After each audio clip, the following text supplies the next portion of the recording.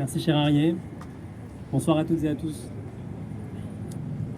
Ce que nous pouvons partager aujourd'hui avec celles et ceux qui, il y a 85 ans, jour pour jour, ont répondu à l'appel du 18 juin, c'est une certitude simple et puissante. Nous ne pouvons pas nous taire. Nous ne pouvons pas détourner les yeux. L'inaction n'est pas une option. Alors bien sûr, nous n'avons pas pris les armes et nous n'agissons pas dans la clandestinité. Nous ne risquons ni la déportation, ni l'exécution pour la distribution d'un tract ou pour un discours. Mais nous avons hérité des résistants le refus de rester les bras croisés face à ce que nous considérons comme une menace existentielle pour notre pays, pour ses valeurs, pour ses principes.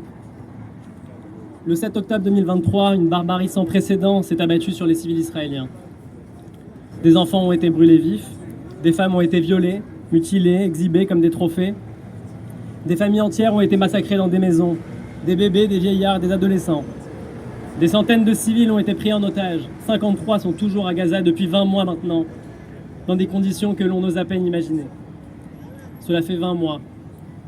Nous n'oublions rien, nous ne les oublions pas.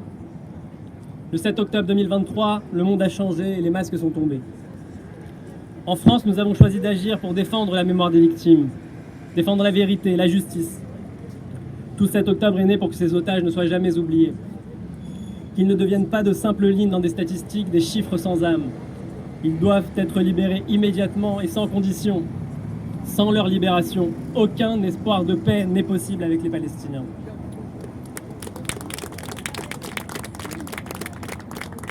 Au-delà de l'horreur, le moteur de notre mobilisation, c'est ce qui a suivi ici en France. La gêne, le silence, l'ambiguïté, l'effacement, souvent l'indécence. Comme depuis quelques jours dans le cadre de la guerre entre l'Iran et Israël, c'est le droit international qui a été convoqué en permanence. Mais pour être vidé de sa substance, détourné, bafoué, utilisé comme un paravent, pour finalement être un outil au service du Hamas, du Hezbollah et maintenant de la République islamique d'Iran. 3 ans que sont retenus arbitrairement à Téhéran nos deux compatriotes, Cécile Collet et Jacques Paris, Arié, tu en as parlé, dans l'indifférence quasi générale. Ils doivent être libérés. Il ne semble pas y avoir de droit international pour eux, malheureusement. Nous croyons au droit des démocraties à se défendre. Et nous croyons que ce droit est d'autant plus légitime qu'il s'exerce face à une idéologie qui, elle, ne respecte ni la vie ni le droit. Une idéologie qui est l'ennemi commun de la France, d'Israël, des Iraniens et de la liberté, l'islamisme.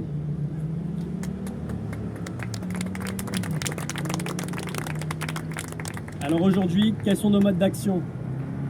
Notre objectif est d'abord d'interpeller.